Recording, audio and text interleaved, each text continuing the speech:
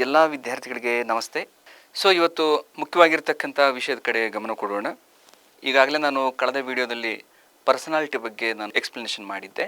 ವಿದ್ಯಾರ್ಥಿಗಳಿಗೆ ಪರ್ಸನಾಲಿಟಿ, ವ್ಯಕ್ತಿತ್ವ ಎಷ್ಟು ಮುಖ್ಯ, ಅದು ಎಲ್ಲ ದೃಷ್ಟಿಯಲ್ಲೂ ಬರೀ ವಿದ್ಯಾರ್ಥಿಗಳಿಗೆ ಮಾತ್ರ ಅಲ್ಲ, ಅದು ಉಪನ್ಯಾಸಕರಾಗಿರ್ಬೋದು, ಅಥವಾ ಪಾಲಕರಾಗಿರ್ಬೋದು, ಅಥವಾ ಸಮಾಜ ಆಗಿರ್ಬೋದು, ಪ್ರತಿಯೊಬ್ಬರಿಗೂ ವ್ಯಕ್ತಿತ್ವ ಅನ್ನೋದು ಅಷ್ಟೇ ಬಹಳ ಬೇಕಾಗಿರ್ತಕ್ಕಂಥ ಒಂದು ವಿಷಯ. ಸೊ ಅದು ವಿದ್ಯಾರ್ಥಿಗಳಿಗೆ ತುಂಬ ಸಾಕಷ್ಟು ಆ ಅಂಶಗಳನ್ನೆಲ್ಲ ಅಳವಡಿಕೆ ಮಾಡ್ಕೊಂಡ್ಬಿಟ್ರೆ ಅವ್ರು ಎಷ್ಟು ಎತ್ತರಕ್ಕೆ ಬೇಕಾದರೆ ಬೆಳೀತಕ್ಕಂಥ ಸಾಧ್ಯತೆಗಳಿರುತ್ತೆ. ಸೊ ಅದು ವ್ಯಕ್ತಿತ್ವ. ಸೊ ಇವತ್ತು ನಾನು ಆಗಲೇ ಕಳೆದ ವಿಡಿಯೋದಲ್ಲಿ ಹೇಳಿದ್ದೆ, ಆ ವ್ಯಕ್ತಿತ್ವವನ್ನು ಹೇಗೆ ರೂಪ ಮಾಡ್ಕೋಬೇಕು ಅನ್ನೋದ್ರ ಬಗ್ಗೆ ಟಿಪ್ಸ್ ಹೇಳ್ತೀನಿ ಅಂತ ಹೇಳಿದ್ದೆ. So let us start. ಏನು ಬೇಕು ಟಿಪ್ಸು ಅಂತಕ್ಕಂಥದ್ದು ಭಾಳ ಚೆನ್ನಾಗಿ ಇಂಪಾರ್ಟೆಂಟ್ ಪಾಯಿಂಟ್ಸ್ ಹೇಳ್ತಾ ಇರ್ತೀನಿ, ಚೆನ್ನಾಗಿ ನೋಡ್ಕೊಳ್ರಿ, ಅರ್ಥ ಮಾಡ್ಕೊಂಬಿಡ್ರಿ. So what is the tricks? First ಒಂದು ಗಮನಿಸ್ಬಿಡಿ, ಬಾಡಿ ಲ್ಯಾಂಗ್ವೇಜ್ ಅಂತ ಕರಿತೀವಿ. ನಮ್ಮ ದೇಹ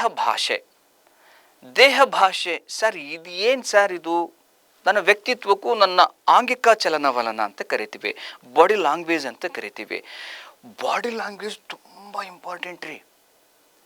ಹಿರಿಯರ ಮುಂದೆ ನಾವು ಹೇಗೆ ನಿಲ್ತೀವಿ, ಗುರುಗಳ ಮುಂದೆ ನಾವು ಹೇಗೆ ನಿಂತ್ಕೋಬೇಕು, ಗೆಳೆಯರ ಮುಂದೆ ನಾವು ಹೇಗಿರಬೇಕು, ನಮ್ಮ ವರ್ತನೆಗೆ ಬಹಳ ಇಂಪಾರ್ಟೆಂಟ್ ನಮ್ಮ ದೇಹ ಭಾಷೆ. ಅರೆ ಬಾಡಿ ಲ್ಯಾಂಗ್ವೇಜೇ ಚೆನ್ನಾಗಿಲ್ಲ ಅಂತಂದರೆ ಭಾಳ ಸಿಂಪಲಾಗಿ ಎಕ್ಸಾಂಪಲ್ ಕೊಡ್ತೀನಿ. ಕೆಲವರು ವಿಷಯ ತುಂಬ ಚೆನ್ನಾಗಿರುತ್ತೆ, ತುಂಬ ಚೆನ್ನಾಗಿ ಹೇಳ್ತಾರೆ, ಬಟ್ ಹೇಳೋ ಟೈಮಲ್ಲಿ ಏನು ಮಾಡ್ತಾರೆ, ಕಾಮಿಡಿ ಮಾಡಿಬಿಡ್ತಾರೆ, ಹಾಸ್ಯ ಮಾಡಿಬಿಡ್ತಾರೆ.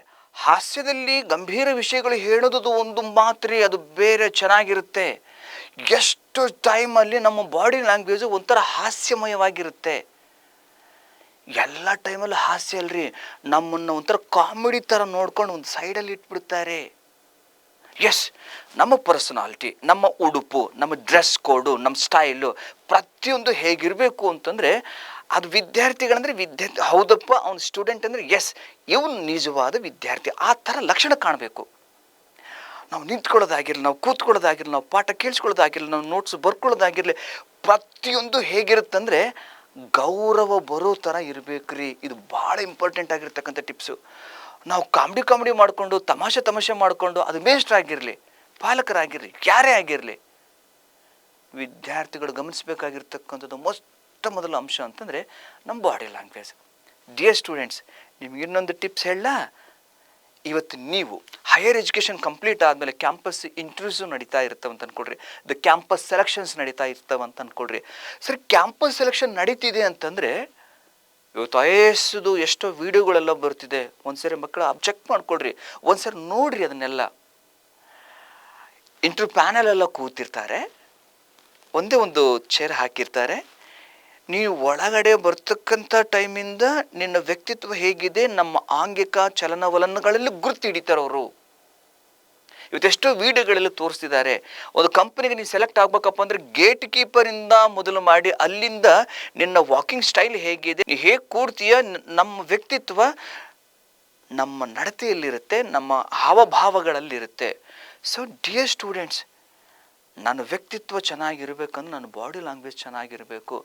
ನಾವು ನಿಲ್ತಕ್ಕಂಥ ಭಂಗಿ ಆಗಿರಲಿ, ನಾವು ಮಾತಾಡ್ತಕ್ಕಂಥ ರೀತಿಯಲ್ಲಿ ಆಗಿರಲಿ, ಪ್ರತಿಯೊಂದು ಅಷ್ಟು ಅಚ್ಚುಕಟ್ಟಾಗಿತ್ತು ಅಂತಂದರೆ ನಮಗೆಷ್ಟೋ ಗೌರವ ಸಿಗುತ್ತೆ. So this is the first point. So will move to the next point. ಅದು ಮಾತಿನ ಜಾಣ್ಮೆ ಅಂತ ಕರಿತೀವಿ, ಕ್ಲೆವರೆನ್ಸ್ ಇನ್ ಸ್ಪೀಚ್ ಅಂತ ಕರಿತೀವಿ. ಸರ್, ಮಾತು ಚೆನ್ನಾಗಿ ಬಳಸಬೇಕು. ಎಷ್ಟು ಕ್ಲವರಲ್ಲಿ ಮಾತು ಬಳಸಬೇಕು ಅಂತ ಅಷ್ಟು ಕ್ಲವರಲ್ಲಿ ಮಾತು ಬಳಸಬೇಕು. ಆಗಲೇ ವಿಷಯಗಳಲ್ಲಿ ಹೇಳಿದ್ದೆ, ಯಾವುದು ವ್ಯಕ್ತಿತ್ವ ಹೇಗಿರಬೇಕು ಅನ್ನೋದ್ರ ಬಗ್ಗೆ ಕಮ್ಯುನಿಕೇಷನ್ ಸ್ಕಿಲ್ಸ್ ಅಂತ ಬಂತಲ್ವ, ಆ ಪಾಯಿಂಟಲ್ಲಿ ಹೇಳಿದ್ದೆ. ನಾವೊಂದು ಸಿಂಪಲ್ ಎಕ್ಸಾಂಪಲ್ ಕೊಟ್ಟಿದ್ದೆ. ನಮ್ಮ ಮಾತು 4 ಆಣೆಗೆ ಕ್ವಿಂಟಲ್ ಇರಬಾರ್ದ್ರಿ, 10 ಪೈಸೆ ಕ್ವಿಂಟಲ್ ಇರಬಾರ್ದ್ರಿ. ಅಂದರೆ 1 ಕ್ವಿಂಟಲ್ ಅಂದರೆ 100 kg ಬರೀ 10 ಪೈಸೆಗೆ ಬೆಲೆ ಬಾಳುತ್ತಂದರೆ ನಮ್ಮ ಮಾತು ಬಿದ್ದೋಯ್ತಂತ ಅರ್ಥ. ಅಲ್ಲಿ ಏನೂ ಸತ್ವ ಇರಲ್ಲ. ಇವತ್ತೆಷ್ಟೋ ವ್ಯಕ್ತಿಗಳು ಮಾತಾಡ್ತಕ್ಕಂಥ ಮಾತಿಗೂ ಆ ಮಾತಲ್ಲಿರ್ತಕ್ಕಂಥ ಸತ್ವಕ್ಕೂ ಟ್ಯಾಲಿನೇ ಆಗಲ್ಲ. ಟ್ಯಾಲಿ ಆಗ್ಬೇಕ್ರಿ. ನಮ್ಮ ಮಾತು ಬೆಲೆ ಬರಬೇಕು ಅಂತಂದ್ರೆ ಆ ಮಾತಿನಲ್ಲಿ ವಿಷಯ ಅಷ್ಟು ಗಟ್ಟಿ ಇರ್ಬೇಕ್ರಿ. ಸೊ ಇಲ್ಲಿ ಮಾತಿನಲ್ಲಿ ಜಾಣ್ಮೆ ಅಂತಂತೆ ಬಳಸಿಬಿಟ್ಟೆ. ಎರಡನೇ ಟಿಪ್ಸ್ ಕೊಡ್ತಾ ಇದ್ದೀನಿ, ತುಂಬ ಚೆನ್ನಾಗಿ ಅರ್ಥ ಮಾಡ್ಕೊಡ್ರಿ. ಈ ಟಿಪ್ಸಿಗೆ ಭಾಳ ಸ್ಪೆಷಲ್ ಆಗಿರ್ತಕ್ಕಂಥ ಒಂದು ಪಾಯಿಂಟ್ ಅಂತಂದು ಇವತ್ತು ನಮ್ಮ ಆ್ಯಕ್ಟ್ ಆಫೀಸಲ್ಲಿ ಒಂದು ಕಡೆ ಹಾಕಿದರೆ ಇದೇ ಪಾಯಿಂಟನ್ನು ನಾನು ಎಕ್ಸ್ಪ್ಲೇನ್ ಮಾಡ್ತಾ ಇದ್ದೀನಿ. ಎಷ್ಟು ಅದ್ಭುತವಾಗಿರ್ತಕ್ಕಂಥ ಸ್ಟೇಟ್ಮೆಂಟು ನಮ್ಮ ಆಫೀಸಲ್ಲಿದೆ. ಅದನ್ನು ಗೋಡೆಗೆ ಹಾಕಿದರೆ ಭಾಳ ಅದ್ಭುತ. ಅದನ್ನು ಇಲ್ಲಿ ಹಾಕಿದ್ದೀನಿ, ಒಂದು ಸ್ವಲ್ಪ ಚೆಕ್ ಮಾಡ್ಕೊಂಬಿಡಿ ಹೆಂಗಿರುತ್ತೆ. ಬಿಫೋರ್ ಯು ಸ್ಪೀಕ್, ನೀವು ಮಾತಾಡೋಕ್ಕಿಂತ ಮುಂಚೆ, let your words pass through 3 gates. ಈ 3 ಗೇಟ್ಗಳನ್ನು ದಾಟ್ಕೊಂಡು ಬರ್ಬೇಕ್ರಿ. ನಾವು ಮಾತಾಡೋಕ್ಕಿಂತ ಮುಂಚೆ ಇಲ್ಲಿ 3 ಗೇಟ್ಗಳಿದ್ದಾವೆ, 1 2 3, ಇದನ್ನ ದಾಟ್ಕೊಂಡು ಬರ್ಬೇಕ್ರಿ. So what is the first one? Is it true? ನೀವು ಮಾತಾಡ್ತಾ ಇದೆಯಲ್ಲ ಈ ವಿಷಯ, ಇದು ನಿಜನಾ? ಇವತ್ತೆಷ್ಟೋ ಮಕ್ಕಳು ಹೇಗಂತಂದ್ರೆ ಸತ್ಯನೋ ಅಸತ್ಯನೋ, ಸತ್ಯನೋ ಸುಳ್ಳೋ ಗೊತ್ತಿಲ್ಲ, ಅವ್ರಿಗೆ ಗೊತ್ತಿಲ್ಲ. ಸುಮ್ಮನೆ ಮಾತಾಡೋದು, ಸುಮ್ಮನೆ ಯಾರಿಗೂ ಗಾಸಿಪ್ ಹೇಳೋದು, ಸುಮ್ಮನೆ ಏನೋ ಮಾತಾಡೋದು. ಸುಳ್ಳು ನೀ ಹೇಳ್ತಿ ಅಂದರೆ ನಿನ್ನ ವ್ಯಕ್ತಿತ್ವ ಕಡಿಮೆ ಆಗುತ್ತೆ. ನೀವು ಮಾತಾಡ್ತಾ ಇದೀಯಪ್ಪ ಅಂತಂದರೆ ದ ಫಸ್ಟ್ ಕ್ಯಾಲ್ಕುಲೇಷನಲ್ಲಿ ಇಟ್ಕೋ, ಈ 3 ಗೇಟ್ಗಳನ್ನು ದಾಟಿ ಬರಬೇಕು. What is the first gate? ಏನದು? Is it true? ಅದು ನಿಜನಾ?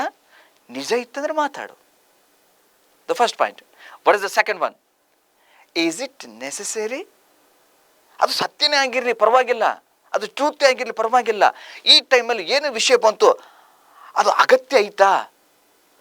ಎಷ್ಟೋ ಟೈಮಲ್ಲಿ ನಮ್ಮ ವ್ಯಕ್ತಿತ್ವ ಇವತ್ತಿಗೂ ಪ್ರತಿಯೊಬ್ಬ ಮನುಷ್ಯರಿಗೂ ನಾನು ಹೇಳ್ತಾ ಇದ್ದೀನಿ, ಪ್ರತಿಯೊಂದು ಮಾನವ ಜೀವಕೋಟಿಗಳಲ್ಲಿ ಹೇಗಿದೆ ಅಂತಂದರೆ ನಾವು ಮಾತಾಡಿ ನಮ್ಮ ವ್ಯಕ್ತಿತ್ವ ಕಳ್ಕೊಳ್ತೀವಿ. ಒಂದು ಇಂಪಾರ್ಟೆಂಟ್ ಪಾಯಿಂಟ್ ಹೇಳಲ್ಲ, ಎಲ್ಲಿ ಮಾತಾಡಬೇಕು ಅನ್ನೋದು ಮುಖ್ಯ ಅಲ್ರಿ, ಎಲ್ಲಿ ಮೌನವಾಗಿರ್ಬೇಕಂತ ಯಾವ ವ್ಯಕ್ತಿ ಕಲ್ತ್ಕೊಳ್ತಾನೋ ಅವ್ನು ಗ್ರೇಟ್ ವ್ಯಕ್ತಿ ಆಗ್ತಾನೆ. ಸುಮ್ಮನೆ ಮಾತಾಡ್ಬಿಡ್ತೀವಿ ಅಷ್ಟೇ, ಸುಮ್ಮನೆ ಏನೋ ಹೇಳ್ಬಿಡ್ತೀವಿ. ಹೌದು ಸರ್, ಅದು ಸತ್ಯ ಸರ್, ಅರೆ ಸತ್ಯ, ಅದು ಅಗತ್ಯ ಇತ್ತ? ಈಗ ಆ ಮಾತಿಂದ ಇನ್ನೊಬ್ರಿಗೆ ಏನಾಯ್ತು check ಮಾಡ್ಕೊಂಡಿಯಾ?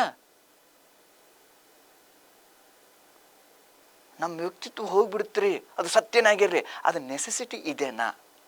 What is the third one? Is it caring? ನಿನ್ನ ಮಾತಿನಿಂದ ಅದು ಕಾಳಜಿ ವಹಿಸ್ತಕ್ಕಂಥ ವಿಷಯ ಆಗುತ್ತಾ? ನಿನ್ನ ಮಾತಿನಿಂದ ಆ ವ್ಯಕ್ತಿನ ಕಾಳಜಿ ಮಾಡ್ತಾರ? ಅದು ಕೇರಿಂಗ್ ಆಗುತ್ತಾ? ಹಾಗಿದ್ರೆ ಮಾತ್ರ ಮಾತಾಡು. ನಿನ್ನ ಒಂದು ಮಾತಿನಿಂದ ಅವನಿಗೆ ರಕ್ಷಣೆ ಸಿಗುತ್ತಂದ್ರೆ ಮಾತ್ರ ಮಾತಾಡು. ನಿನ್ನ ಒಂದು ಮಾತು ಅದು ಅಗತ್ಯ ಇತ್ತಂದ್ರೆ ಮಾತ್ರ ಮಾತಾಡು. ಇದು ನಿಜ ಇತ್ತಂದ್ರೆ ಮಾತ್ರ ಮಾತಾಡು. ಈ 3 ಪಾಯಿಂಟ್ಸ್ ಅಲ್ಲ ಅಂತಂದರೆ ಅದನ್ನೇ ಅಂತಿಕೋದೆ ಕ್ಲಿಯರೆನ್ಸ್ ಆಫ್ ಸ್ಪೀಚ್ ಅಂತಂದರೆ ಮಾತಿನಲ್ಲಿ ಜಾಣ್ಮೆ. ಅಂದರೆ ಈ 3 ಅಂಶಗಳನ್ನು ನೀವು ಕಲ್ತ್ಕೊಂಡ್ಬಿಡ್ರಿ, ಎಷ್ಟು ಅದ್ಭುತವಾಗಿ ನಮ್ಮ ವ್ಯಕ್ತಿತ್ವ ನಾವು ಬಿಲ್ಡ್ ಮಾಡ್ಕೋಬೋದು, ಎಷ್ಟು ಬೇಕಾದಷ್ಟು ನಾವು ನಿಲ್ಲಿಸ್ಕೋಬೋದು. Yes, this is the important one. The next, the time management ಅಂತ ಕರಿತೀವಿ. Dear students, the faculty members ಆಗಿರಲಿ, ಪೇರೆಂಟ್ಸ್ ಆಗಿರಲಿ, ಯಾರೇ ಆಗಿರಲಿ, ಒಂದು ಇಂಪಾರ್ಟೆಂಟ್ ಟಿಕ್ಸ್ ಹೇಳ್ತೀನಿ ಈ ಪಾಯಿಂಟ್ ಮುಖಾಂತರ. The time management. ನಮ್ಮ ವ್ಯಕ್ತಿತ್ವಕ್ಕೆ ಬೆಲೆ ಬರಬೇಕು ಅಂತಂದರೆ ನಾನು ಸಮಯ ನಿರ್ವಹಣೆ ಭಾಳ ಪರ್ಫೆಕ್ಟಾಗಿರಬೇಕು. ಬೆಳಿಗ್ಗೆ 4 ಗಂಟೆಗೆ ಎದ್ದೇಳ್ತೀಯಾ, ಪರ್ಫೆಕ್ಟಾಗಿರಬೇಕು. ಇಲ್ಲ 5ಕ್ಕೆ ಎದ್ದೇಳ್ತೀಯ, ಪರ್ಫೆಕ್ಟಾಗಿರಲಿ. ಇಲ್ಲ 6ಕ್ಕೆ ಎದ್ದೇಳ್ತೀಯ, ಪರ್ಫೆಕ್ಟಾಗಿರಲಿ. ರಾತ್ರಿ 11 ಗಂಟೆಗೆ ಎಷ್ಟು ಗಂಟೆ ಮಲಗ್ತೀಯಾ, ಕರೆಕ್ಟಾಗಿ ಪರ್ಫೆಕ್ಟಾಗಿರಲಿ. ಇನ್ ಟೈಮಲ್ಲಿ ಕರೆಕ್ಟಾಗಿ ಬರ್ತಾ ಇದೆಯಾ, ಕರೆಕ್ಟ್ ಸಮಯಕ್ಕೆ ಸರಿಯಾಗಿ ನೀನು ಕ್ಲಾಸಿಗೆ ಬರ್ತಾ ಇದೆಯಾ, ಕರೆಕ್ಟಾಗಿ ನೋಟ್ಸ್ ಮಾಡ್ತಾ ಇದೆಯಾ, ಪ್ರತಿಯೊಂದು ಕರೆಕ್ಟಾಗಿ ಮಾಡ್ತಾ ಇದ್ಬಿಟ್ರೆ ನಮ್ಮ ವ್ಯಕ್ತಿತ್ವ ನಮಗೆ ಗೊತ್ತಿಲ್ಲಾರ್ದೆ ಅದು ಬೆಳೀತಾ ಬರುತ್ತೆ. ನಾವು ಗೌರವದಲ್ಲಿರ್ತೀವಿ. ಅದು ಸ್ಟೂಡೆಂಟ್ ಆಗಿರಲಿ, ಫ್ಯಾಕಲ್ಟಿ ಆಗಿರಲಿ, ಯಾರೇ ಆಗಿರಲಿ. ಒಂದು ಸ್ಮಾಲ್ ಟ್ರಿಕ್ಸ್ ಕೊಡ್ತೀನಿ ಅಂತ ಹೇಳಿದೆ, ಎಕ್ಸಾಂಪಲ್ಸು ಕೊಡ್ತೀನಿ. ನಾವೇನು ಮಾಡ್ತೀವಿ, ಕೆಲಸ ಅಂತಕ್ಕಂಥ ಒಂದು ವಸ್ತು, ಎಸ್ ಇದು ವರ್ಕ್. ಟೈಮ್ ಅಂತಕ್ಕಂಥದ್ದು ಇದು ಒಂದು. ಕೆಲಸ, ಸಮಯ, ಅರ್ಥ ಮಾಡ್ಕೊಳ್ಳೀಗ. ಕೆಲಸ ವರ್ಕ್, ಸಮಯ, ಇವೆರಡನ್ನು ನಾವು ಮಿಕ್ಸ್ ಮಾಡಲಾರ್ದೆ ಸಮಯನೇ ಬೇರೆ ಇಡ್ತೀವಿ, ಕೆಲಸವನ್ನೇ ಬೇರೆ ಇಡ್ತಾ ಇದ್ದೀವಿ. ತಪ್ಪಲ್ರಿ ಅದು? ಅರ್ಥ ಆಗ್ಲಿಲ್ವಲ್ಲ? ಬಿಡಿಸಿ ಹೇಳ್ತೀನಿ ನೋಡ್ರಿ. ದಿಸ್ ಈಸ್ ವರ್ಕ್, ಎಸ್ ಇದು ಕೆಲಸ. So this is time. Time ಕೆಲಸನ ಮಿಕ್ಸ್ ಮಾಡ್ಬೇಕ್ರಿ. ನಾ ಎಕ್ಸಾಂಪಲ್ ಕೊಡ್ತೀನಿ, ನೀವು ಅರ್ಥ ಮಾಡ್ಕೊಂತ ಬನ್ನಿ. ಸೊ ಒಂದು ರಾಟೆ ಯಂತ್ರ ಇದೆ, ಹೊಲಿಗೆ ಯಂತ್ರ ಅಂತ ಕರಿತೀವಿ. ಹೊಲಿಗೆ ಯಂತ್ರ ಇದೆನಾ? ಎಸ್. ಹೊಲಿಗೆ ಯಂತ್ರದಲ್ಲಿ ಚಕ್ರ ಇರುತ್ತೆ, ಪ್ಯಾಡಲಲ್ಲಿ ತುಳಿತಾರೆ. ಈಗೆಲ್ಲ ಕರೆಂಟ್ ಸಿಸ್ಟಮ್ ಬಂದಿದ್ದಾವೆ, ಬಟನ್ ಒತ್ಬಿಟ್ರೆ ಸಾಕೋದು ಮೂವ್ಮೆಂಟಲ್ಲಿ ಇರುತ್ತೆ. ಸೊ ಇಲ್ಲೊಂದು ಚಕ್ರ ಇರುತ್ತೆ, ಥ್ರೆಡ್ ನೀಡಲ್ಗೆ ಹಾಕಿರ್ತೀವಿ, ಸೂಜಿಗೆ ದಾರ ಪೋಣಿಸಿರ್ತೀವಿ, ಅದ ಮೇಲಿಂದ ಹೊಲ್ಕೊಂಡು ಹೋಗ್ತಾ ಇರುತ್ತೆ, ಇದು ಜಸ್ಟ್ ಮೇಲೆ. ಸೊ ಬರೀ ಇದಿಷ್ಟು ಮಾತ್ರ ಇದ್ರೆ ಮಾತ್ರ ಆಗಲ್ರಿ. ಕೆಳಗಡೆ ಒಂದು ವಸ್ತು ಇರುತ್ತೆ, ಅರ್ಥಾತ್ ಆ ಒಂದು ಕ್ಲಿಪ್ಪಲ್ಲಿ ಏನಾಗುತ್ತೆ, ಕೆಳಗೊಂದು ಥ್ರೆಡ್ ಇಟ್ಟಿರ್ತಾರೆ, ಆ ಥ್ರೆಡ್ಡು ಈ ಥ್ರೆಡ್ಡನ್ನು ಜಾಯಿಂಟ್ ಮಾಡಿಕೊಂಡು ಕರೆಕ್ಟಾಗಿ ಹೊಲಿಗೆ ಬೀಳ್ತಾ ಇರುತ್ತೆ. ಹೊಲಿಗೆ ಎಷ್ಟು ಚೆನ್ನಾಗಿ ಬೀಳ್ತಾ ಇರುತ್ತೆ. ಸೊ ಇಲ್ಲಿ ಅರ್ಥ ಮಾಡ್ಕೊಳ್ರಿ, ಮೇಲೆ ಇದೆ ಕೆಳಗೆ ಇದೆ, ಮೇಲೆ ಇದೆ ಕೆಳಗೆ ಇದೆ. ಸೊ ಈ ದಾರ ಕೆಳಗಿನ ದಾರ ಎರಡೂ ಸೇರ್ಕೊಂಡಾಗ ಏನಾಗುತ್ತೆ, ಹೊಲಿಗೆ ಆಗ್ತಾ ಬರುತ್ತೆ.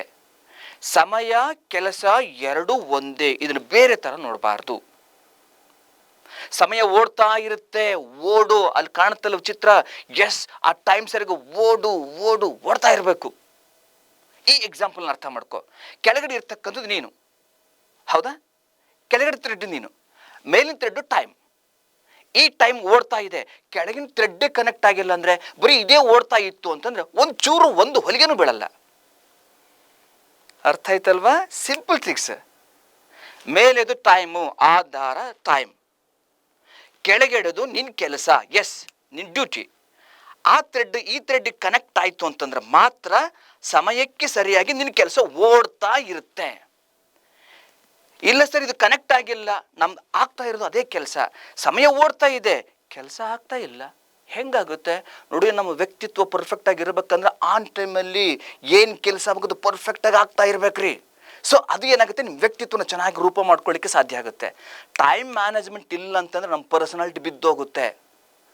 ಈ ರಾಟೆ ಯಂತ್ರದ ಒಂದು ಎಕ್ಸಾಂಪಲ್ ಕೊಟ್ಟನಲ್ವ, ಇನ್ನೊಂದೆರಡು ಎಕ್ಸಾಂಪಲ್ ಕೊಟ್ಬಿಡ್ತೀನಿ. ಸಿಂಪಲ್, ಏನು ಭಾಳ ದೊಡ್ಡವಲ್ರಿ, ಇರೋ ವಸ್ತುಗಳನ್ನ ಉದಾಹರಣೆಗೆ ಕೊಡ್ತಾ ಬರ್ತೀನಿ. ಫಾರ್ ಎಕ್ಸಾಂಪಲ್, ಮಿಕ್ಸಿ ಮನೇಲಿರುತ್ತಲ್ವ, ಮಿಕ್ಸಿ. ಸರಿ, ಪ್ಲಗ್ ಇಡು, ಆನ್ ಮಾಡು. ಮಿಕ್ಸಿ ಜಾರ್ ಇಡು, ಆನ್ ಮಾಡು.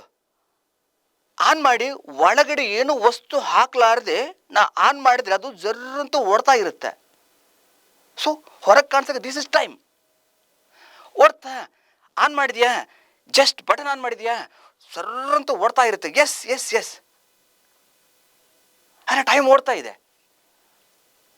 ಆ ಟೈಮ್ ಯಾವಾಗ ಸ್ಟಾರ್ಟ್ ಆದ್ದು ಅದಕ್ಕಿಂತ ಮುಂಚೆ ನೀನು ಕೆಲಸನ ಒಳಗೆ ಹಾಕಿಯಪ್ಪ ಅಂದರೆ, ವಸ್ತುಗಳನ್ನ ಹಾಕಿಯಪ್ಪ ಅಂದರೆ ಅದನ್ನೇನು ಮಾಡ್ತಾರೆ, ಗ್ರೈಂಡ್ ಮಾಡ್ತಾ ಇರುತ್ತೆ, ಅದನ್ನು ನುರಿತಾ ಇರುತ್ತೆ.